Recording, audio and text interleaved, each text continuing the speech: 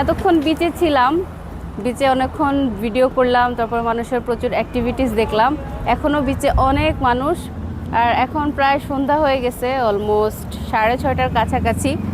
তো আজকে একটু গরম, গতকালকে সারাদিনই বৃষ্টি ছিল, আজকে এত গরম, গরমের জন্য গলা টলা একদম শুকায় যাচ্ছে। তো একটু কফি খাবো, দেখি কফি খেলে যদি এনার্জি আসে। তো কফি খেয়ে দেন এনার্জি গেইন করে আবার আমরা বিচে যাব। আমার পিছনে প্রচুর মানুষ, এরা সবাই ট্যুরিস্ট। এখন সবাই রাস্তা পার হচ্ছে, সিগন্যাল খুললো মাত্র। তো সেই কারণে আমার এরকম মানুষ, তারপরে গ্যাদারিং, এগুলা খুবই।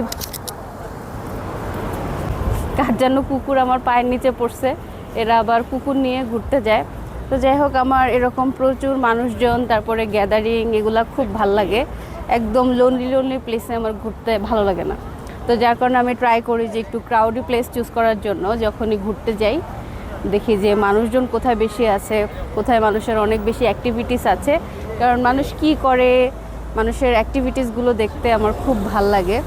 এর আগেও আমি দেখা যাচ্ছে যে খুব ক্রাউডি প্লেসে গিয়ে চুপচাপ বসে থাকতাম, আর মানুষ কি করে সেটা দেখে একটু মজা করতাম। তো এটা আসলে যার যার চয়েস।